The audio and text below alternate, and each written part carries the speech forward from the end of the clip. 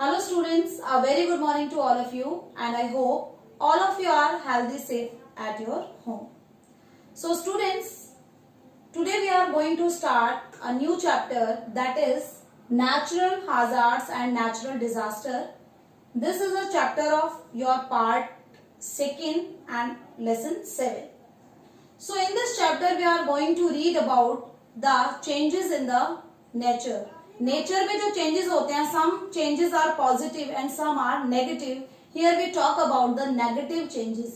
जो हमारे natural phenomenas हैं वो किस तरह से ह्यूमन लाइफ एंड प्रॉपर्टी के लिए थ्रेट बन जाते हैं. So they are called the natural disasters and hazards. So some changes are positive. हमने इसलिए कहा है जैसे कि समर के बाद में जो सीजन चेंज होगा तो मानसून सीजन आएगा, तो ये जो मानसून सीजन है ये हमारे लिए बहुत ज्यादा जरूरी है. तो ये चेंज पॉजिटिव है. या राइपनिंग ऑफ फ्रूट्स, जो फ्रूट्स पक के तैयार हो रहे हैं तो वो हमारे लिए यूजफुल है. So this is the positive change. लेकिन अगर इकोलॉजी इम्बैलेंस होती है, उसकी वजह से फ्लड आती है, मतलब मानसून ज्यादा आई, रेनफॉल ज्यादा हुई, देन फ्लड आई, फ्लड की वजह से फार्मर्स है उनके खेत खराब हो गया, लोगों के जो लिवलीहुड जहां पर वो रह रहे थे वो सारे जो उनके हाउसेज हैं, शेल्टर्स हैं, वो कोलैप्स हो गए फ्लड की वजह से. So they are called the negative phenomenas. Okay, so पहले के टाइम पे natural hazards and natural disaster को एक सिनोनिम माना जाता था, दोनों को सिमिलर यूज किया जाता था, बट इनमें डिफरेंस है. So here we read about the first of all the difference, that is natural hazards, that is a threat to life, health, environment और प्रॉपर्टी. ह्यूमन बीइंग की लाइफ के लिए, उसकी हेल्थ के लिए, एनवायरमेंट के लिए और प्रॉपर्टी के लिए थ्रेट हो सकते हैं natural hazards. Have the potential to cause harm to the people and property. और इनमें इतना पोटेंशियल है कि ये पीपल की लाइफ एंड उनकी प्रॉपर्टी को हार्म पहुंचा सके. कैन बी सेम, ये हमेशा ऑलमोस्ट एक जैसे ही होते हैं. And we can learn from it, और हमें बहुत कुछ सीखने को मिलता है कि अगर ऐसी कंडीशन हमारे सामने आए तो हम कैसे उससे बच सकते हैं.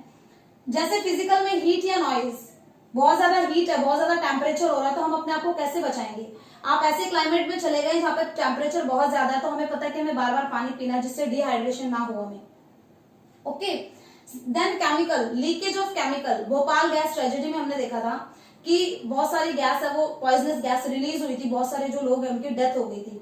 सो आगे के लिए हम तैयार रहते कि इंडस्ट्रीज में कैसे मेजर्स करने चाहिए कि जो ये लीकेज है ये ना हो. And some hazards are biological. Biological hazards means parasite, virus, bacteria. इनके जो वैक्सीनेशन है वो हमें देखने को मिलते हैं. तो these are some kind of hazards और हम इनके लिए रेडी रहते हैं. लेकिन अगर हम बात करें अभी कोविड-19, एक ऐसा वायरस जिसका हमें अभी तक वैक्सीनेशन हम नहीं ढूंढ पाए, तो उसे हम पैंडेमिक, एपिडेमिक और उसे हम डिजास्टर भी बोल सकते हैं, नेचुरल डिजास्टर, क्योंकि उससे अभी तक हम बच नहीं पा रहे हैं. So natural disaster same means threat to life, इंसान की जान को खतरा होता है इनसे, हेल्थ को एंड एनवायरमेंट एंड प्रॉपर्टी को भी नुकसान होता है. Magnitude destruction is very high. इनकी जो स्पीड होती है, इनसे होने वाला जो डिस्ट्रक्शन है वो बहुत ज्यादा लार्ज स्केल पर होता है. कोई भी डिजास्टर, टू डिजास्टर है वो सेम नहीं होते, उनकी स्पीड अलग होती है, या उनसे होने वाला डिस्ट्रक्शन या डैमेज उनसे होने वाला या कितने लोगों की डेथ हुई है वो सब कुछ डिफरेंस मिलेगा. Earthquake, tsunami, floods, landslide, drought, these are the example of natural disaster. So in this chapter we are going to read about some of the disasters that belongs to India. India में mostly किस type के disasters हैं वो आते हैं, वो हम read करेंगे इस chapter में. Okay? So we classify the natural disaster into 4 parts. So first is atmospheric. So atmospheric elements की वजह से जो डिजास्टर आते हैं, they are categorized in this category. So first one is thunderstorms, lightning, drought, cyclone, hailstorm, frost. These are the atmospheric element. जितने भी हमारे हैं, टेम्परेचर, लाइट, हीट, क्लाउड्स, उनकी वजह से जो लाइटनिंग हो रही है या थंडरस्टॉर्म्स, आंधी तूफान आ रहे हैं, ड्रॉट, बारिश नहीं आ रही, दैट इज एटमॉस्फेरिक प्रेशर की प्रेसिपिटेशन नहीं हो रहा है, एंड साइक्लोन, हेलस्टॉर्म, ओलावृष्टि जिसे कहते हैं. So these are atmospheric disasters. Second one is terrestrial, जो हमारे अर्थ सरफेस पर ड्यू टू हमारी जो अर्थ क्रस्ट है उसमें कुछ चेंज हो रहा है या उसका कुछ डिस्ट्रक्शन हो रहा है, that is earthquake, volcanic eruption, ये जो हमारी अर्थ सरफेस की इंटरनल फोर्सेस हैं, जो जिन्हें हम इंट्रूसिव फोर्स कहते हैं, उनकी वजह से होता है। लैंडस्लाइड या सॉइल इरोजन भी हमारे अर्थ सरफेस पर अकर होते हैं, ये disaster. Third category is aquatic disaster. Aquatic disaster जो हमारे जो वाटर बॉडीज हैं उनसे रिलेटेड है। सो फ्लड, जब बहुत ज्यादा बारिश आती है तो रिवर्स में जो क्वांटिटी है वाटर की वो इतनी इंक्रीज हो जाती है कि आसपास के एरिया में पानी फैल जाता है, that is the flood. Tidal waves, जो ओशन में जो टाइडल वेव्स हैं उनकी स्पीड ज्यादा हो जाए तो वो कोस्टल एरियाज में वहां पर जो कॉलोनीज बनी हुई है उन पर वहां पर डिस्ट्रक्शन करती है। ओशनिक करंट्स भी अपने अगर लेवल से बाहर आ जाए वहां पर डिस्ट्रक्शन होता है। एंड सुनामी, जब हमारे ओशन में अर्थक्वेक आता है तो जो तेजी से जो लहरें कोस्टल एरियाज में आती है वो डिस्ट्रक्शन करती है। These are the aquatic disaster. Next is biological disaster. Biological disaster में infections, disease, viral disease, bacterial disease, so these are biological disasters. So first disaster we are talking about here is earthquake and we read this in Concern of India. So earthquake है, ये unpredictable है। Unpredictable मतलब हम पहले से नहीं बता सकते, एज्यूम नहीं कर सकते कि अर्थक्वेक आएगा या कोई पॉसिबिलिटी है, एज्यूम नहीं कर सकते। जैसे वेदर फोरकास्टिंग में तो हम बता देते हैं कि अभी रेनफॉल आने वाला है या स्टॉर्म आएगा या डस्ट स्टॉर्म आएगा। लेकिन अर्थक्वेक को हम कोई भी प्रिडिक्ट उसको नहीं कर सकता है। हाईली डिस्ट्रक्टिव, ये बहुत ज्यादा डिस्ट्रक्टिव होते हैं, मतलब इनसे होने वाला जो डैमेज है वो बहुत ज्यादा होता है। इन्फ्लुएंस लार्ज एरिया, और अर्थक्वेक ऐसा नहीं कि स्मॉल एरिया में कहीं पर, क्योंकि हमने पढ़ा है कि टेक्टोनिक प्लेट की वजह से अर्थक्वेक आते हैं। तो हमारे अर्थ की जो क्रस्ट है उसके नीचे जो टेक्टोनिक प्लेट जब आपस में कोलाइड होती है तो उसकी वजह से जो बहुत एक लार्ज एरिया है वहां पर ये फ्रीक्वेंसी है ये महसूस की जाती है। Occurrence due to sudden release of energy during tectonic activity. So tectonic activity मैंने आपको अभी बताया कि कोलाइड होती है, उसकी वजह से जो एनर्जी रिलीज होती है पीएस एंड एल वेव्स में, हमने पढ़ा हुआ है अर्थक्वेक वाले चैप्टर में, सेकेंड चैप्टर था हमारा पार्ट फर्स्ट का ही। PSL primary, secondary and long waves, ये 3 टाइप की वेव्स हैं। ये जब रिलीज होती हैं उसकी वजह से हमारी जो अर्थ है वो शिविर करती है। ओके, अब वल्नरेबल स्टेट्स कौन से? अगर हम इंडिया की बात करें तो हमें पता है कि बेटा जो इंडियन प्लेट्स है एवरी ईयर कुछ फ्यू सेंटीमीटर है वो यूरेशियन प्लेट की तरफ मूव कर रही है, यानी कि नॉर्थ में जा रही है। तो जो हिमालय का अगर हम बात करें इंडिया की जो हिमालयन माउंटेन वाला जो एरिया है वो नॉर्थ की तरफ मूव कर रहा है यूरेशियन प्लेट की तरफ, तो उससे जब वो स्टक होता है यूरेशियन प्लेट से तब अर्थक्वेक आता है। तो ये जो पूरा रीजन है नॉर्दर्न प्लेन्स का, हिमालय के बाद में जो रीजन है जिसमें कि स्टेट आते हैं Jammu Kashmir, Himachal Pradesh, Uttaranchal, Punjab, Haryana, UP, Bihar, West Bengal and ये जितने भी नॉर्दर्न स्टेट्स हैं ये वल्नरेबल है, मतलब अर्थक्वेक इन एरियाज में आने के ज्यादा चांसेस है। रीजन इसके पीछे अगर आपसे पूछा जाए एग्जाम में तो इंडियन प्लेट है वो नॉर्थ की तरफ मूवमेंट कर रही है एंड वो जब यूरेशियन प्लेट से टकराती है तो अर्थक्वेक आते हैं।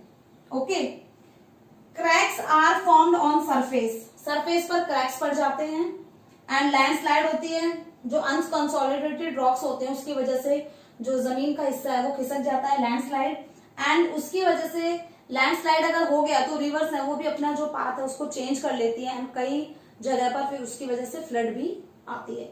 So these are some of the impact of earthquake. So some of the institution like meteorological government of India, national geophysical laboratory, geological survey of India and national institute of disaster management, इन institutions ने 1200 से भी ज्यादा जो earthquake थे उनको analyse किया and उसके बाद में इन्होंने उनको कुछ जोन्स में डिवाइड करा, like very high damage risk zone, second high damage risk zone, third area जो इन्होंने डिवाइड किया था दैट इज मॉडरेट मॉडरेट जहां पर फ्रीक्वेंसी ना ज्यादा स्पीड में है ना ज्यादा ही लो है, moderate damage risk zone, then low damage risk zone, and last category is very low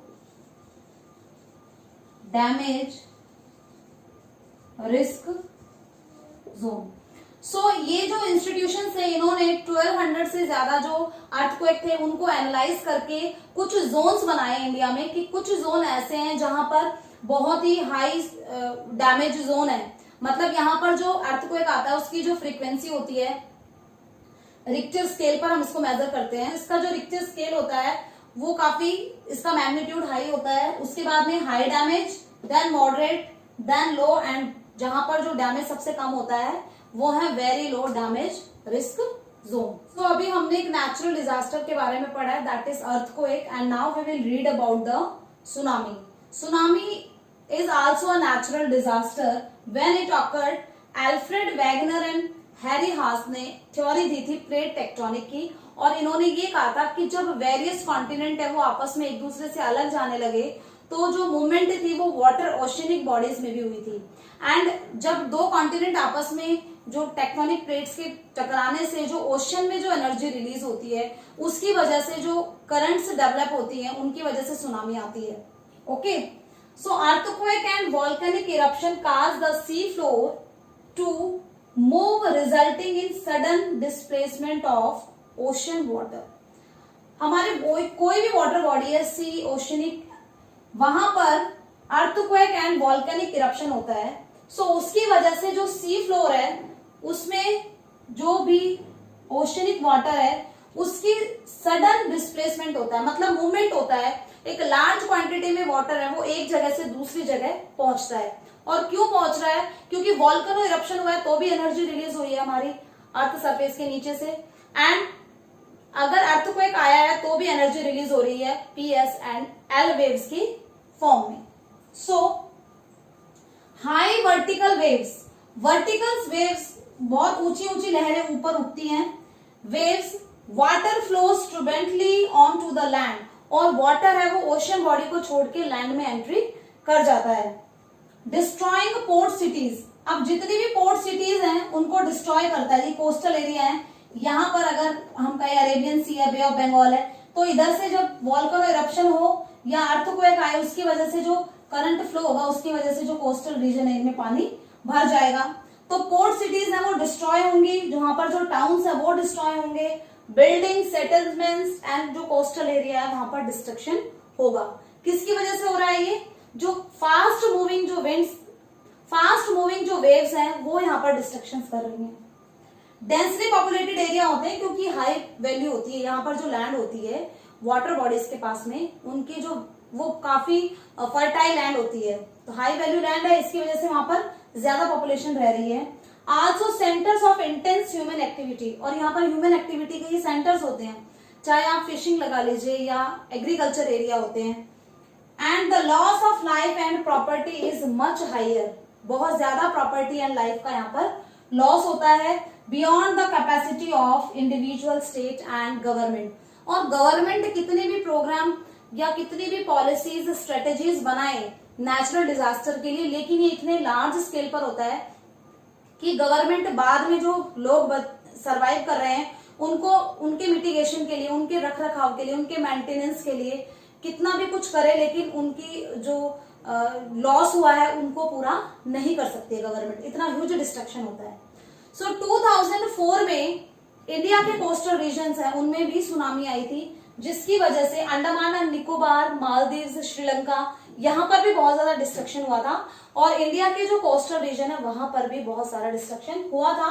उसके बाद में इंडिया ने इंटरनेशनल सुनामी वार्निंग सिस्टम, ये इंटरनेशनल सुनामी वार्निंग सिस्टम है, इसको ज्वाइन कर लिया दिसंबर 2004 में जब सुनामी आई थी उसके बाद में, कि आगे से अगर कोई सुनामी आ रही है तो ये जो इंटरनेशनल इंस्टीट्यूशन है सुनामी के जो मतलब सुनामी के लिए जो वार्निंग प्रोवाइड करते हैं, इन इंस्टीट्यूशन से हमें भी पहले ही वार्निंग मिल जाएगी और उन रीजन्स को खाली करवा दिया जाएगा. बेटे नेचुरल डिजास्टर में ये है कि हम प्रिडिक्शन नहीं कर सकते हैं। साइक्लोन के बारे में हम कह सकते हैं कि हाँ साइक्लोन आ रहा है, मतलब वेदर फॉरकास्टिंग फिर भी हो सकती है, लेकिन जो हमारी अर्थ सरफेस के नीचे जो इंट्रूसिव एक्टिविटी हो रही है उनके बारे में कुछ भी प्रिडिक्ट करना बहुत ही मुश्किल है। So students, today we read about the two natural disaster, that is earthquake and tsunami. We will continue in our next videos. I hope all of you understand these topics. So revise these topics with the help of the notes, and if you have book, just read the chapter from your book. Do your studies regularly and obey your parents. Thank you.